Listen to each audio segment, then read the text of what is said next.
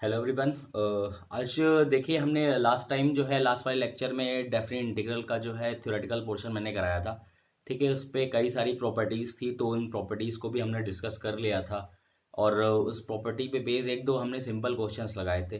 तो उसी के आगे आज इस वाले लेक्चर में मैं कंटिन्यू करने जा रहा हूँ। देखिए डेफिनेट इंटीग्रल में जो भी क्वेश्चंस आपके इंपॉर्टेंट क्वेश्चंस बनते हैं उनकी दो चार वैरायटी मैं अभी स्टार्ट करता हूँ। ठीक है, तो चलिए कंटिन्यू करते हैं कुछ क्वेश्चंस लगाने जो कि बेस्ड हैं आपके डेफिनेट इंटीग्रल पे। जैसे मैं बात करता हूँ कि एक क्वेश्चन हमारा सिंपल क्वेश्चन है बिल्कुल। ठीक है, क्वेश्चन क्या है देखते हैं। देखिए क्वेश्चन आपको दिया हुआ है 0 to 1। ठीक है, स्टार्ट करता हूँ। एक क्वेश्चन है हमारे पास, क्वेश्चन है हमारा 0 to 1 sign verse 2x/1 + x² dx। ठीक है, मान लीजिए इस टाइप का क्वेश्चन दिया हुआ है। ठीक है, जो कि काफी सिंपल क्वेश्चन है, जो कोई प्रॉब्लम नहीं होनी चाहिए आई थिंक। ठीक है, तो 0 to 1 sign verse 2x/1 + x²। अगर आप देख पा रहे हो तो अगर यहाँ पे डेफिनेट इंटीग्रल ना भी होता, ये सिंपल आपका इनडेफिनेट इंटीग्रल होता, तो आप इस टाइप के क्वेश्चन को इजिली कर लेते। कैसे करते? लेट, यहाँ पे कुछ करते आप, let x is equal to what. अगर फॉर्मूला देखने पे ध्यान से देखा जाए तो लग रहा है कि 2 tan theta upon 1 + tan square theta sin 2 theta का फॉर्मूला बन सकता है। ठीक है, तो हमने क्या किया, let x is equal to tan theta मैंने यहाँ पे मान लिया। सिंपल क्वेश्चन है, let x equal to tan theta. दूसरी बात कि जब आप डिफरेंशिएट करते हो विद रिस्पेक्ट टू x या विद रिस्पेक्ट टू थीटा ही कर लीजिए, तो ये हो जाएगा आपका dx/d थीटा। ठीक है, is equal to dx/d theta. Theta के रिस्पेक्ट में डिफरेंशिएट कर रहा हूं, tan थीटा का ये हो जाएगा आपका सेक स्क्वायर थीटा। ठीक है, dx/d theta, d/d theta tan theta का सेक स्क्वायर थीटा, यानी कि dx की जो वैल्यू आपकी आ जाएगी वो आ जाएगी sec square theta into D theta. यहां पे भी चीजों को सब्स्टिट्यूट करा दो। इस टाइप का एक क्वेश्चन मैंने लास्ट टाइम भी करा रखा है। मैंने बोला था कि अगर डेफिनेट इंटीग्रल में लिमिट्स आपको दी है, लोअर लिमिट अपर लिमिट, और यहाँ पे आप चीजों को दूसरे फॉर्म में चेंज कर रहे हो। क्वेश्चन आपको लिमिट दिया है 0 to 1 एक्स के फॉर्म में। ठीक है, एक्स के फॉर्म में, लेकिन आप क्वेश्चन को थीटा के फॉर्म में रिफ्रेम कर रहे हो क्वेश्चन को, तो आपको लिमिट को भी चेंज करना पड़ेगा। कैसे? देखिए यहाँ पे x की वैल्यू अगर आप 0 रख देते हो, x की वैल्यू 0 रख देते हो, tan थीटा 0 की वैल्यू आ जाएगी 0। ठीक है, क्लियर है ये चीज। यहाँ पे मैं x की वैल्यू बार बार लिमिट में पुट करके दिखा रहा हूं आपको। x के लिए लिमिट है, x के लिए लिमिट है, x की वैल्यू 0 रखा, tan थीटा 0 हो गया, थीटा की वैल्यू आ जाएगी tan इनवर्स 0 यानी कि 0। यहाँ पे अगर x की वैल्यू आप 1 रखते हो तो tan theta is equal to 1 यानी कि theta is equal to 45 degree यानी कि π/4। तो यहाँ पे ये हो जाएगा आपका π/4। ठीक है, इस तरीके से मैंने जो x के लिए गिवन लोअर और अपर लिमिट थी, मैंने थीटा के लिए गिवन लोअर और अपर लिमिट बना ली। ठीक है, उसके बाद क्वेश्चन को रिफ्रेम करते हैं। देखिएगा साइन वर्स 2 x की जगह हो जाएगा tan theta 1 + tan square theta, ये हो गया। dx की वैल्यू आपने लिखा है sec square theta d theta, लिख दीजिए sec square theta d theta, ये हो गया। क्वेश्चन आपका 0 to π/4 हो गया। ठीक है, 0 to π/4। उसके बाद यहाँ पे अगर आप देख पा रहे हो तो ये साइन इनवर्स है, ये 2 tan theta 1 + tan square theta आपका हो जाएगा sin 2 थीटा का फॉर्मूला होता है, और ये हो गया आपका as it is sec square theta d theta. Clear है, साइन इनवर्स sin 2 थीटा। ठीक है, इनवर्स फंक्शन है, केवल 2 थीटा बचेगा, यानी कि ये हो गया 0 to π/4 2 theta sec square theta, और ये हो गया डी थीटा। ठीक है, क्वेश्चन आसान है, 2 आगे ले जाइए, 2 आगे ले जाइए, 0 to π/4 हो गया ये, और ये क्वेश्चन आपका हो गया sec square theta into D theta. ठीक है, क्लियर है, क्वेश्चन आसान है बिल्कुल, क्वेश्चन इजी हो गया, कोई दिक्कत नहीं है। अब देखिए क्वेश्चन में आपका दो फंक्शंस बन गए, एक फंक्शन आपका फर्स्ट फंक्शन ये हो गया, सेकंड फंक्शन ये हो गया। ठीक है, क्वेश्चन को इस तरीके से करना है, फर्स्ट फंक्शन सेकंड फंक्शन के थ्रू। तो अब बारी आती है कि फर्स्ट फंक्शन किसको ले, सेकंड फंक्शन किसको ले। इसके लिए भी मैंने आपको आइलेट का फॉर्मूला बताया है। देखा जाए तो ये आपका ट्रिग्नोमेट्रिक फंक्शन है, ये आपका अलजेब्रिक फंक्शन है। ठीक है, तो आइलेट के हिसाब से ट्रिग्नोमेट्रिक फंक्शन ये हो गया, अलजेब्रिक फंक्शन ये हो गया, तो आपका ये जो अलजेब्रिक फंक्शन है वो आपका फर्स्ट फंक्शन हो जाएगा। तो आप आइलेट नियम के हिसाब से इस वाले को फर्स्ट फंक्शन, इस वाले को सेकंड फंक्शन मान सकते हो, क्वेश्चन को लगा सकते हो। देखिएगा 2 मेरा आगे चला गया है। ठीक है, क्वेश्चन में 2 हमारा आगे चला गया है।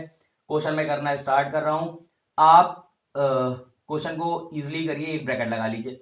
ठीक है, ब्रैकेट लगा लिया, उसके बाद क्वेश्चन स्टार्ट किया हमने। कैसे करेंगे भाई क्वेश्चन, देखिएगा। ठीक है, तो देखिए 2 आगे था आपका इस तरीके से, ठीक है।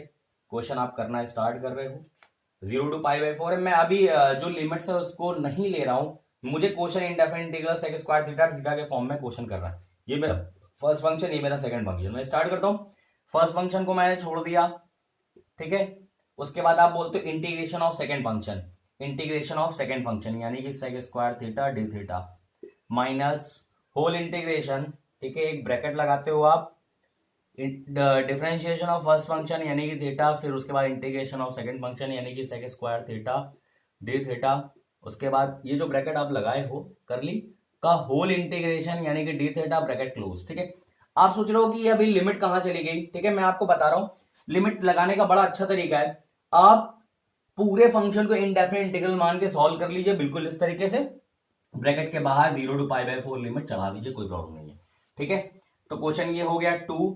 सॉल्व करना है सर, ये theta sec square theta, integration sec square theta होता है tan theta minus d by d theta का 1 हो जाएगा, इंटीग्रेशन का साइन सेक स्क्वायर थीटा का हो जाएगा tan थीटा, ठीक है, डी थीटा हो गया, और ये ब्रैकेट और ये 0 to π/4 जो लिमिट है वो चढ़ी हुई है ऑलरेडी, ठीक है, क्लियर है। उसके बाद ये 2 हो गया, क्वेश्चन हो गया theta into tan theta minus अगर आप देखें इंटीग्रेशन ऑफ tan z, तो मैंने आपको बताया है माइनस लॉग कॉस थीटा हो जाएगा, तो माइनस माइनस ये प्लस हो जाएगा, ये हो जाएगा लॉग कॉस थीटा, और ये हो जाएगा 0 to π/4 जो इसकी लिमिट चढ़ी हुई थी। क्वेश्चन इंटीग्रेट हो चुका है, लिमिट चढ़ा दी है, 2 हो गया, ठीक है। पहली बार में अपर लिमिट, उसके बाद में लोअर लिमिट मैंने क्वेश्चन को करना बताया है, देखिएगा 2 मैंने बाहर रख दिया इस तरीके से, एक ब्रैकेट लगाया क्लोज, पहले अपर लिमिट में थीटा की वैल्यू होगी π/4, पहले यहां रखा, फिर ये हो गया tan π/4, ठीक है, प्लस मैं इसको एक करली ब्रैकेट में कर दे रहा हूं, प्लस log cos π/4, ठीक है। ये अपर लिमिट हो गई एक ब्रैकेट में, माइनस करके दूसरे ब्रैकेट में लोअर लिमिट, सबकी जगह 0, तो यहां थीटा की जगह जब 0 रखोगे आप तो ऑलरेडी ये पूरा टर्म आपका 0 आ जाएगा, प्लस log cos 0, ठीक है। ये मैंने करली ब्रैकेट क्लोज और क्लोज ब्रैकेट लगा दिया, यहां पे क्लोज, लोअर लिमिट चढ़ा दिया। उसके बाद क्वेश्चन इजी है, कुछ नहीं करना है, 2 ये हो गया।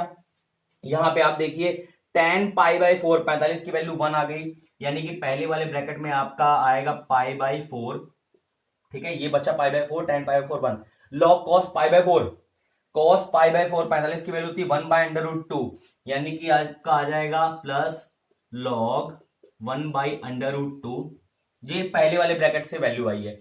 अगले वाले ब्रैकेट में जब आप देखोगे cos 0 की वैल्यू 1 होती है और log 1 की वैल्यू 0 आ जाएगी, तो अगले वाले ब्रैकेट में बिल्कुल 0 आ रहा है, तो केवल इतना आंसर यहां पे आया है।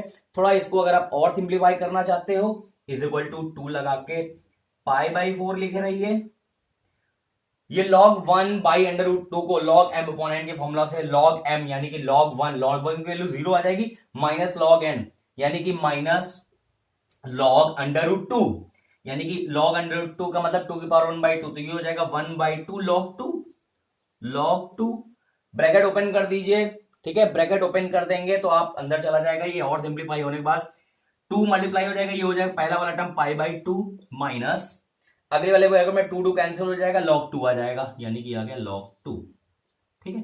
तो क्वेश्चन कुछ इस तरीके से हो जाएगा, π/2 माइनस log 2 इसका आंसर आ जाएगा, ठीक है।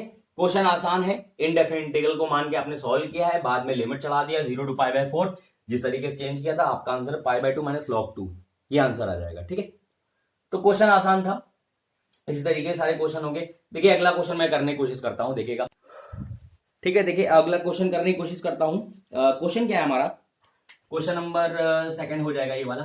क्वेश्चन हमारा दिया हुआ है इंटीग्रेशन, ठीक है, 0 to π/2 under root sine x upon under root cos x plus under root sine x, ठीक है, dx, क्लियर है, ठीक है। इस टाइप का क्वेश्चन काफी इंपॉर्टेंट होता है एग्जामिनेशन पॉइंट ऑफ व्यू से। तो क्वेश्चन दिया हुआ है 0 to π/2 integration sine x under root sine x under root cos x plus under root sine x dx, ठीक है। मैंने आपको एक प्रॉपर्टी बताई थी जो बहुत ज्यादा इंपॉर्टेंट प्रॉपर्टी है, क्या है, देखिए प्रॉपर्टी ये मैंने बताया हुआ था कि अगर आपको इंटीग्रेशन दिया हुआ है कुछ यहां से सपोज मान लीजिए a और b दिया हुआ है fx dx, ठीक है, तो आप इसको ये भी लिख सकते हो f of a plus b minus x d x. ठीक है, ये वाली प्रॉपर्टी मैंने आपको बताई थी इंटीग्रेशन ए टू बी में। तो ये प्रॉपर्टी आपकी वेरी इंपॉर्टेंट प्रॉपर्टी है। ठीक है, वेरी इंपॉर्टेंट प्रॉपर्टी है। इस प्रॉपर्टी को हर जगह आप यूज कर सकते हो, कहीं कोई प्रॉब्लम नहीं है। 90 मैं आपको गारंटी इस बात की देता हूं कि 90% क्वेश्चन में यही वाली प्रॉपर्टी यूज होती है। ठीक है, a to b f x d x, आप जब क्वेश्चन की प्रैक्टिस करोगे तो आपको खुद ही समझ में आएगा। इसी प्रॉपर्टी को मैं यूज करने जा रहा हूं, देखिएगा। सपोज मैंने इसको आई मान लिया है। ठीक है, तो I is equal to this much can written as 0 to pi by 4, ये लिख ही दिया। ठीक है, इंटीग्रेशन दिस मच साइन, आपको जहां जहां एक्स है वहां अपर लोअर माइनस एक्स लिख सकते हो, यानी कि upper limit lower limit minus x, upper limit plus 0 minus x. तो मैंने लिख दिया sine pi by 2 minus x. यही चीज आप एक्स की हर जगह कर सकते हो, कॉस में भी एक्स की जगह आप लिख सकते हो upper limit plus lower limit, यानी कि 0, मैं बार बार 0 नहीं लिख रहा हूं, माइनस एक्स कर दे रहा हूं, प्लस फिर अंडर रूट साइन एक्स में भी साइन, और ये हो गया आपका upper limit plus lower limit 0 minus x this much. ठीक है, तो ये क्वेश्चन आपको इस तरीके से रिफ्रेम कर सकते हो। ये आई हो गया आपको। ठीक है, देखिएगा क्वेश्चन में चेंजेस क्या आ रहा है, 0 टू पाई बाई 4 हो गया, साइन 90 माइनस थीटा होता है कॉस थीटा, ये हो गया कॉस थीटा। ठीक है, उसके बाद upon under root cos 90 minus theta हो गया under root sine theta, plus और ये आपका अंडर रूट हो गया sine 90 minus theta cos theta, यानी कि अंडर रूट कॉस एक्स।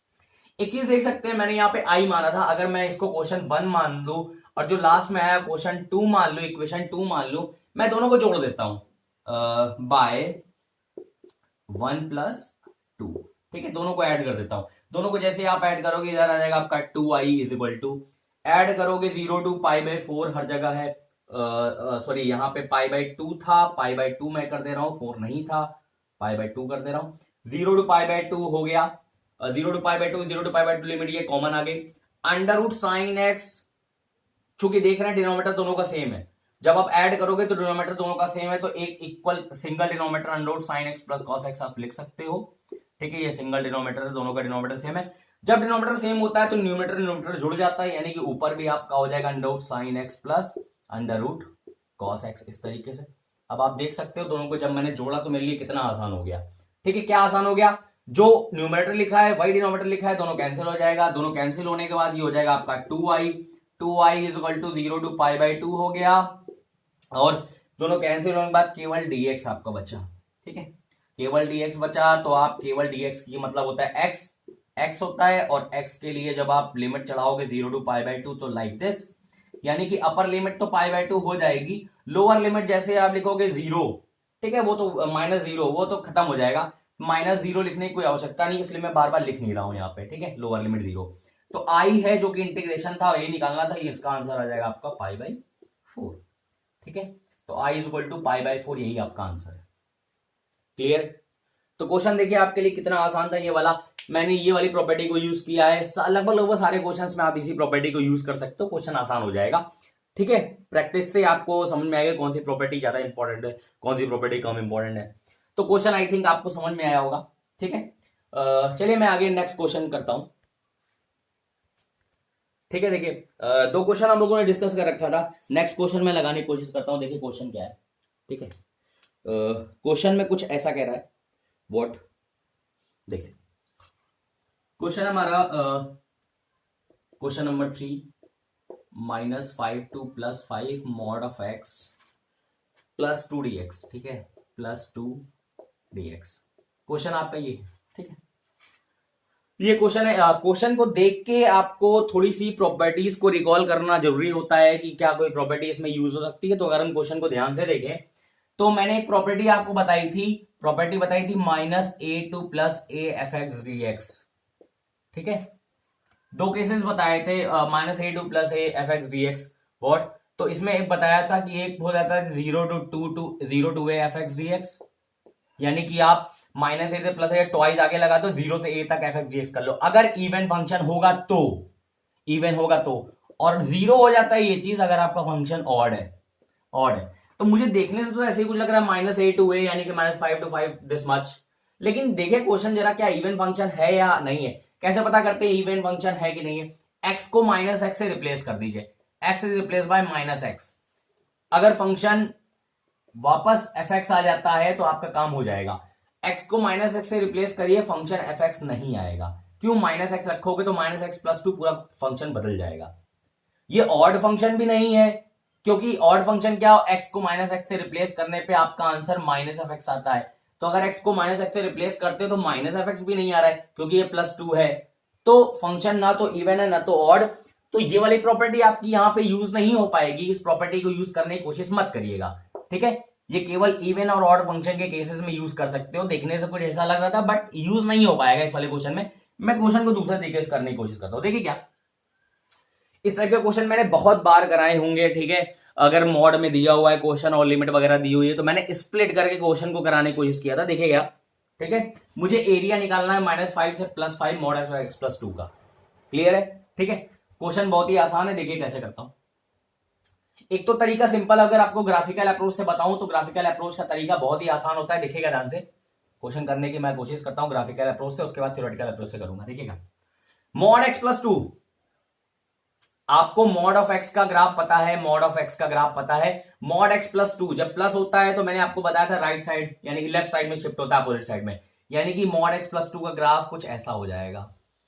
ये जाएगा मॉड एक्स प्लस 2 का ग्राफ, ये पॉइंट आपका -2 हो जाएगा, -2,0 और मुझे जो एरिया निकालना है वो निकालना है -5 से +5 तक, -5 से +5।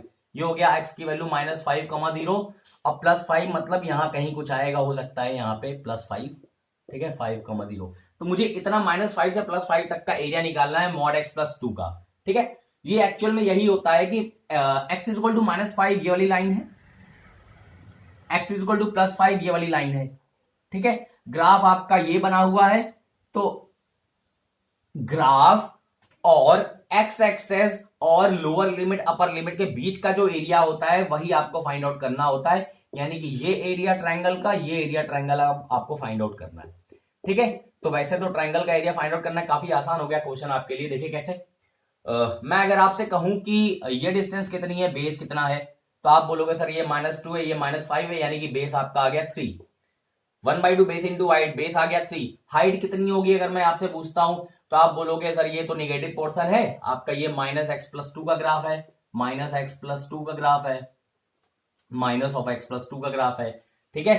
तो अगर इसके लिए मैं हाइट निकालने की कोशिश करूं तो हाइट निकालना तभी पाऊंगा जब x की वैल्यू पुट करूंगा।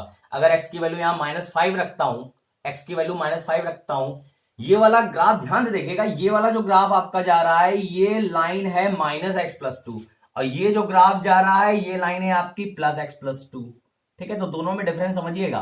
तो -x+2 वाली लाइन पे ही -5 को पुट करोगे, क्योंकि -5 -x+2 वाले ग्राफ में जा रही है। जैसे -5 रखोगे -5+2 आ जाएगा -3, -3 आ गया +3, यानी कि हाइट आ गई +3। बेस पता चल गया +3, हाइट आ गई +3। इस वाले ट्रायंगल के लिए अगर आप निकालने की कोशिश करोगे तो ये 5 है, ये -2 है, यानी कि टोटल यहां से यहां तक के डिस्टेंस जो आ गई वो आपकी डिस्टेंस 7 आ जाएगी, ठीक है। टोटल डिस्टेंस आपकी कितनी आ जाएगी, 7 आ जाएगी, ठीक है। देखिए, तो यहां से यहां तक की अगर मैं बात करूं तो ओरिजिन से यहां तक 5 है और ओरिजिन से यहां तक -2 है, तो ये टोटल डिस्टेंस आपकी 7 आ गई, बेस 7 आ गया। हाइट अगर आपको निकालनी है तो फिर से x+2 का ग्राफ ये वाला है, x+2 का ग्राफ जब ये वाला है, हाइट आपको +5 पे मिलेगी, +5 पे हाइट मिलेगी, यानी कि x+2 में +5 रखोगे, 5+2 7 आ गया, हाइट आ गई 7। अब इस वाले का एरिया आ जाएगा 1/2 बेस इंटू हाइट, बेस 3 था, हाइट 3 थी, ठीक है, ये आ गया, प्लस इस वाले का जो आएगा, इस वाले ग्राफ का जो आएगा 1/2 इंटू बेस, बेस 7 है, हाइट कितनी है, हाइट भी 7 आ रही है, ये आ गई, यानी कि 3 3 जा 9/2 प्लस 7 7 जा 49/2। दोनों को जोड़ोगे 9 दूनी 18, यानी कि 58/2। सॉल्व करने पे आंसर आ गया 29 दूना 58, आंसर आ गया 29 स्क्वायर यूनिट, ठीक है, 29 स्क्वायर यूनिट। तो ये तो ग्राफिकल अप्रोच था, जो आप ग्राफ के थ्रू भी क्वेश्चन को लगा सकते हो, आपको आंसर पता चल गया है, क्वेश्चन आसान है, 29 स्क्वायर यूनिट ये आ गया। लेकिन थ्योरेटिकल अप्रोच से कैसे इस क्वेश्चन को करोगे, देखिए मैं क्वेश्चन करना स्टार्ट करता हूं थ्योरेटिकल अप्रोच से कैसे, ठीक है। ये ग्राफिकल अप्रोच था। सबसे पहली बात तो मैंने आपसे बोला -5 से +5 निकालना है और मॉड x+2 दिया है, तो ये चेक करिए मॉड x+2 कहां तक पॉजिटिव है कहां तक निगेटिव है, ठीक है। सिंस x+2 ले लेता हूं ऐसे मैं कंडीशन, x+2 इज पॉजिटिव, कहां से कहां तक, दैट इज x+2 पॉजिटिव, तो x इज ग्रेटर देन -2, ये आंसर आ गया। यानी कि क्वेश्चन में बोल रहा है कि -2 से अगर x की वैल्यू बड़ी होगी तो x+2 पॉजिटिव होगा, -2 से छोटी होगी तो x+2 नेगेटिव होगा। तो आप इस तरीके से क्वेश्चन को स्प्लिट कर सकते हो। देखिएगा कैसे, मैंने क्वेश्चन को स्प्लिट कर दिया -5 से -2। क्यों भाई?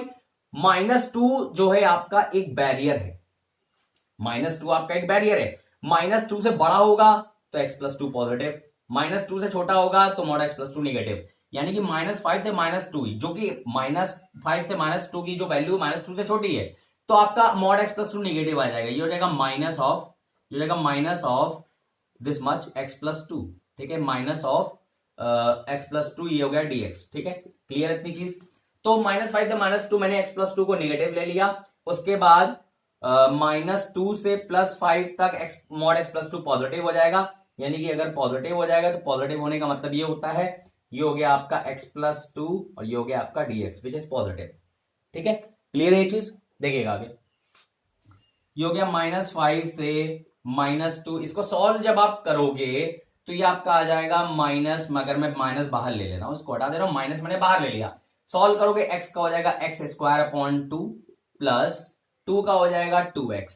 ठीक है, ये हो गया। लेकिन अगर आपने इंटीग्रेट कर ही दिया है तो ये इंटीग्रेशन का साइन भी नहीं होना चाहिए। मैं इस साइन को हटा के जो है लिमिट का साइन चढ़ा दे रहा हूं। ठीक है, देखिएगा आपने इसको इंटीग्रेट कर लिया है।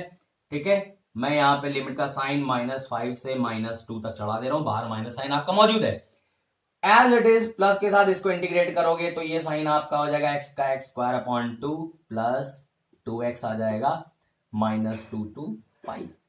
ठीक है, क्वेश्चन करना स्टार्ट करते हैं। माइनस आ गया, लिमिट आप चढ़ाइए, एक बार अपर लिमिट एक बार लोअर लिमिट। अपर लिमिट -2 यहां रखोगे तो ये हो जाएगा -2 का स्क्वायर/2 प्लस यहां -2 रखोगे 2 इंटू -2, ये अपर लिमिट करली ब्रैकेट के अंदर। उसके बाद माइनस करके लोअर लिमिट चढ़ाइए, -5 रखोगे तो -5 का स्क्वायर/2 प्लस 2 इंटू -5।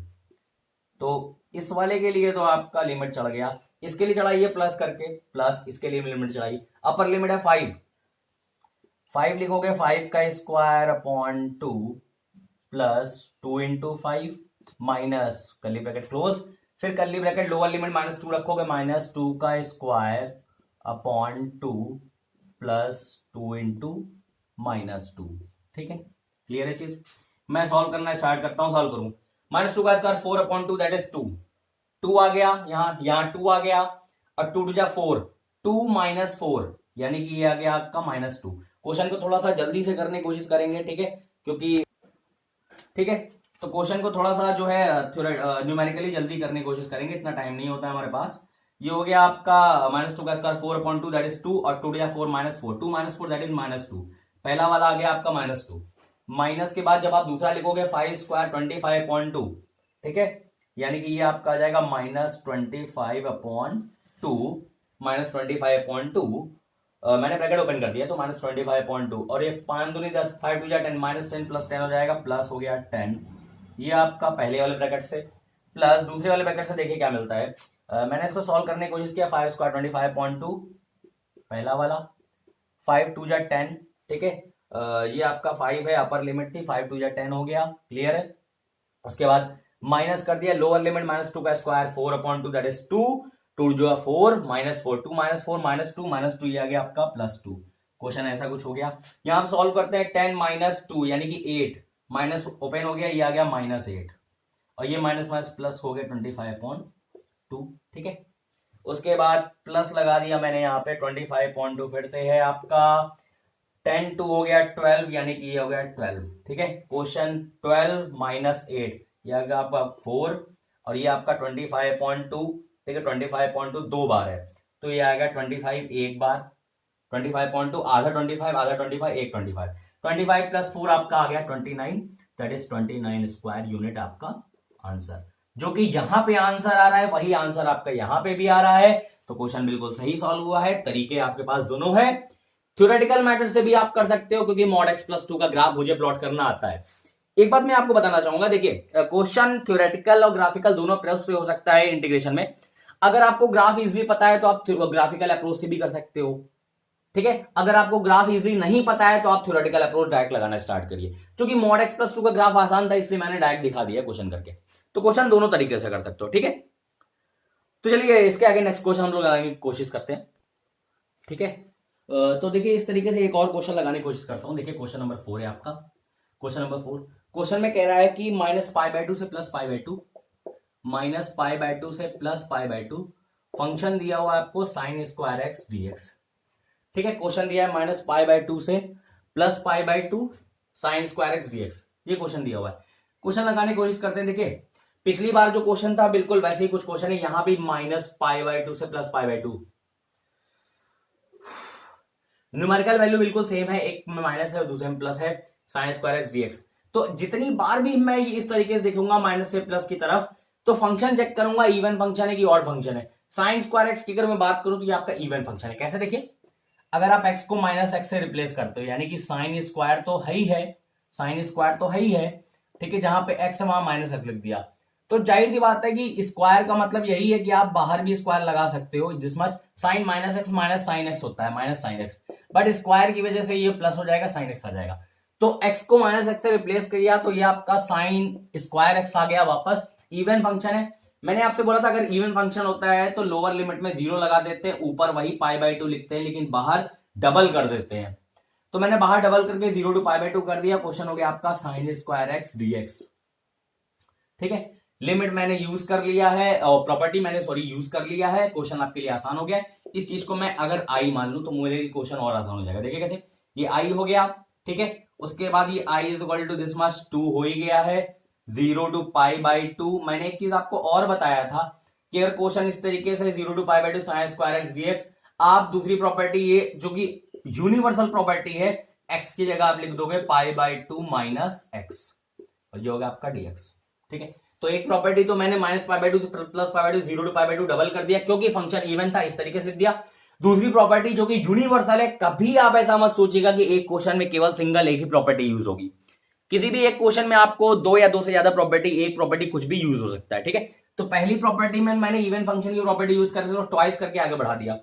दूसरे में मैंने जो यूनिवर्सल प्रॉपर्टी है तो x की जगह मैंने अपर लोअर लिमिट -x कर दिया, upper limit plus lower limit -x। तो ये क्वेश्चन i = दिस मच 2 हो गया, 0 to π/2। आपको पता है कि sin 90 - थीटा cos थीटा होता है, ये हो गया आपका cos² dx, ठीक है। क्वेश्चन आपके लिए आसान हो गया। अगर मैं इसको फर्स्ट मान लूं, इसको सेकंड मान लूं, और मैं दोनों को जोड़ दूं यानी कि फर्स्ट प्लस सेकंड, तो क्वेश्चन बहुत ही आसान है। ये हो गया 2i और ये 2 दोनों में कॉमन है, ये आगे आ गया, अंदर आपका 0 to π/2, ठीक है। sin² 1 है और प्लस cos² 1 है, मैंने एक ब्रैकेट में कर दिया, यहां लगा दिया dx। तो इस तरीके से क्वेश्चन आपका रिफ्रेम हो गया। आपको पता है इतनी चीज की वैल्यू 1 होती है, यहाँ 2 से ये 2 मैंने कैंसिल कर दिया, i = दिस मच आ गया, i = this much, 0 to π/2, 0 to π/2 हो गया, 0 to π/2 हो गया, ठीक है। एक मिनट, ठीक है। तो देखिए क्वेश्चन आपका 0 to π/2 हो गया, ये 2 से 2 कैंसिल हो गया, ये आपका 1 आ गया, तो 1 नहीं लिखते हैं, केवल dx मैंने लिख दिया, ठीक है। आसान है आपके लिए। i = this much. आप जब इसको सॉल्व करोगे तो जाहिर सी बात है ये x हो गया, x होने के बाद lower limit 0, upper limit π/2, i = upper limit π/2, lower limit 0 नहीं लिखते, i का आंसर आ गया π/2, यानी कि आंसर आपका सिंपल आ गया π/2, जो कि बहुत ही इजी है, ठीक है। इस तरीके से आप क्वेश्चन को कर सकते हो। आसान था क्वेश्चन, कोई दिक्कत नहीं है, ठीक है। तो देखिए आपसे रिक्वेस्ट करूंगा, तो देखिए इस तरीके से हमने कुछ क्वेश्चंस लगाने की कोशिश किया है डेफिनेट इंटीग्रल के। तो आपसे रिक्वेस्ट करूंगा कि जितने भी क्वेश्चंस मैंने अभी तक लगाए हैं या एनसीईआरटी बुक्स में आपके डेफिनेट इंटीग्रल के बेस पे जितने भी क्वेश्चंस हैं, उन सारे क्वेश्चंस को ट्राई करने की कोशिश करिए, ठीक है। क्वेश्चन देखिए, डाउट्स होता है तो डाउट्स पूछिए, क्लियर करिए क्वेश्चन, ठीक है, क्योंकि डेफिनेट इंटीग्रल जो चैप्टर है वो काफी इंपॉर्टेंट चैप्टर होगा एग्जामिनेशन पॉइंट ऑफ व्यू से। एक क्वेश्चन डेफिनेटली इसमें डेफिनेट इंटीग्रल से आएगा। तो चलिए एक काम करते हैं, आज के लिए हमारा लेक्चर यहीं पे एंड करते हैं, ठीक है। आगे इसी के आगे मैं कंटिन्यू करूंगा फिर कुछ इसके आगे क्वेश्चंस जो कि इससे काफी हाई लेवल के क्वेश्चन होंगे, तो उन क्वेश्चन की प्रैक्टिस मैं करूंगा, ठीक है। चलिए थैंक यू आज के लिए, फिर नेक्स्ट वाले लेक्चर में कंटिन्यू करेंगे आज से। Thank you.